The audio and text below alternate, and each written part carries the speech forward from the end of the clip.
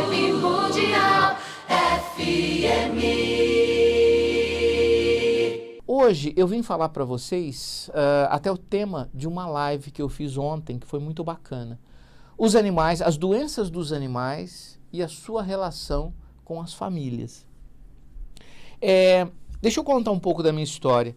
Eu sou formado há 29 anos, eu fiz o Unesp Jaboticabal, lá no interior de São Paulo. E na minha formação, naquela época, nem se imaginava que um dia eu poderia falar o que eu falo hoje.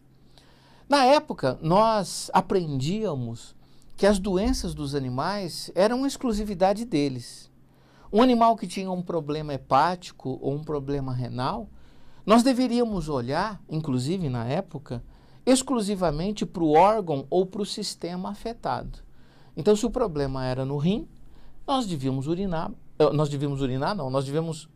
olhar basicamente para o sistema urinário, rins, bexiga, no máximo órgãos adjacentes e o estado geral do animal, o que englobaria outros órgãos ou sistemas. Mas o foco da nossa formação médica na época era isso, olhar para o órgão. Com o passar do tempo, depois de formado, eu fui verificando que as coisas não eram bem assim. Aliás, logo depois de formado, eu já entendia e já via o paciente de uma outra forma. Entendia que a doença não era exclusividade do órgão, e ainda que fosse, ela afetaria a economia de todo o organismo do animal. Foi com essa cabeça que eu fui fazer formação em homeopatia veterinária. E o homeopata, ele tem essa capacidade, ele vê o paciente como todo. E não ele fragmenta o indivíduo, o paciente, em órgãos ou sistemas. É uma forma holística, completa, de ver o indivíduo na sua totalidade e não em partes, né?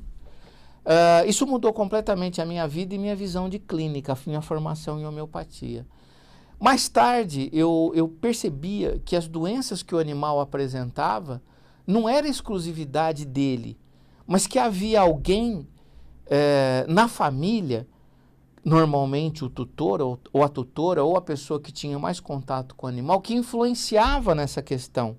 E aí eu fui fazer psicanálise clínica entendendo um pouco mais do inconsciente do ser humano, do tutor ou das pessoas que tinham contato com o animal. Isso também mudou minha vida, porque eu passei a olhar as pessoas, eu passei a me olhar. O próprio curso de formação em psicanálise já é um tratamento, assim como o meu curso de constelação familiar já é uma psicoterapia de grupo. Nós já fazemos ali, além dos encontros, nós fazemos movimentos de constelação e constelação dos alunos, né? Então esses cursos já são, além de formação, grandes transformações internas também. Muito bem. Fazendo o curso de psicanálise, eu fui atender as pessoas, eu fui verificar as questões, as demandas, os conteúdos dos indivíduos aos quais estavam em contato direto com o animal. Pois bem, isso também fez toda a diferença, porque eu pude ver o quanto as pessoas que estavam ali com o animal influenciavam nas questões dos animais. E terminando o meu raciocínio, eu fui fazer constelação familiar, aonde eu não mais olhava nem para o animal, nem para o órgão adoecido, nem para o animal, nem para o tutor, que estava ali influenciando a doença do animal, mas eu olhava para as famílias. Isso também fez toda a diferença no meu consultório. Me transformei muito mais num terapeuta familiar do que num médico veterinário, entre aspas, normal. Então, hoje, eu olho para o animal, eu olho para a doença do animal dentro de um contexto familiar, entendendo agora que toda a família, e não só a família ali presente, mas a família até ancestral das pessoas aos quais convive com o animal, influem diretamente no seu quadro de doença, startando essa doença, dinamizando essa doença, agravando, potencializando esse problema. Isso é uma quebra de paradigma na medicina veterinária que eu tenho muito orgulho de fazer, juntamente com outros colegas veterinários que também têm essa visão. Cada vez mais eu vejo colegas com essa visão dita sistêmica e familiar. muito mais do que individual. Temos alguém na linha. Alô? Bom dia, doutor Marcos. Bom dia, com quem falo? É Maria de Lourdes, de Sorocaba. Oi, Maria de Lourdes. Pode fazer sua pergunta. Doutor Marcos, eu estou com uma fêmea que tem aproximadamente 10 anos. Desde o último cio, apareceu um caroço numa das maminhas dela, do lado direito do corpo. E ela não é castrada. Então eu pergunto para o senhor, eu acredito até que precise fazer uma cirurgia. O senhor ainda, existe possibilidade ainda de castramento com a idade que ela está? Lourdes, né, Maria de Lourdes? Sim. Maria de Lourdes, existe sim. A primeira coisa que você deve fazer ao ter localizado esse nódulo na mama do animal, procurar um médico veterinário, ele vai fazer o exame clínico, o exame físico, solicitar exames complementares de imagem para verificar se existem outros nódulos em outros órgãos do animal. A partir daí, ele vai indicar um processo cirúrgico para retirada desse nódulo e classificação em benigno ou maligno desse nódulo, desse caroço, desse aumento de volume na mama do animal.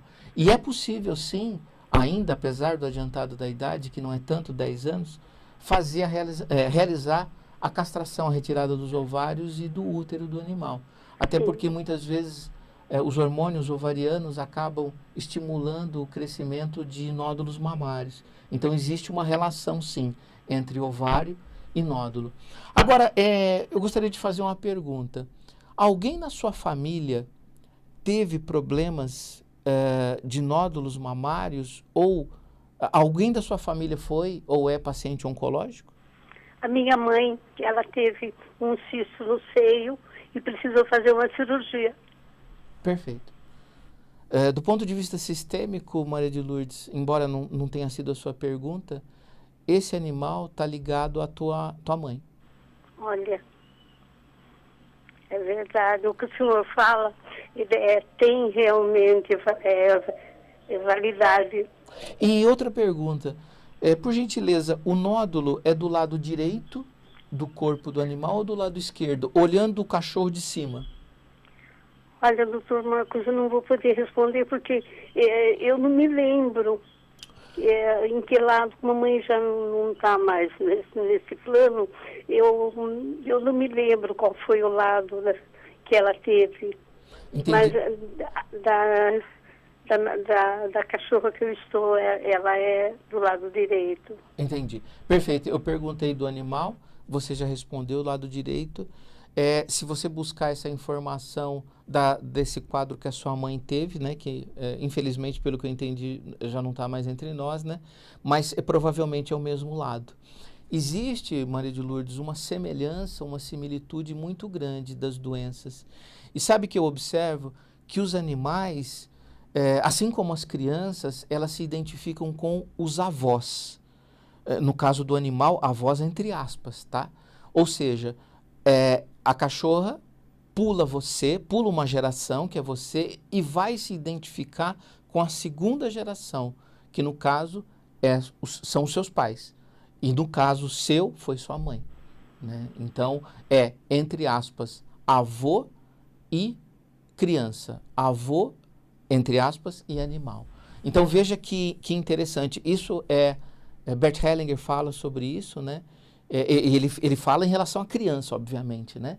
E eu faço uma projeção para os animais e vejo que o que ele fala para a criança é a mesma coisa com relação aos animais.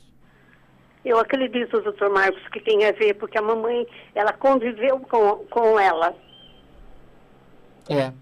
E as doenças, elas estão relacionadas, Maria de Lourdes, a exclusões da família. Exclusões são pessoas que foram esquecidas do sistema familiar, né? Podem ser alcoólatras, dependentes químicos, doentes mentais, deficientes físicos, podem ser crianças não nascidas no sistema familiar, crianças que faleceram em tenra idade, né? Olha para sua família e verifica se você encontra mais ou menos o que eu estou comentando com você. Doutor Marcos, sou muito agradecida, viu? O senhor me ajudou muito. Um bom dia para o senhor. Muito grato pela pergunta, viu, Lourdes? Muito obrigado, muito grato. Vibe Mundial 95 FM.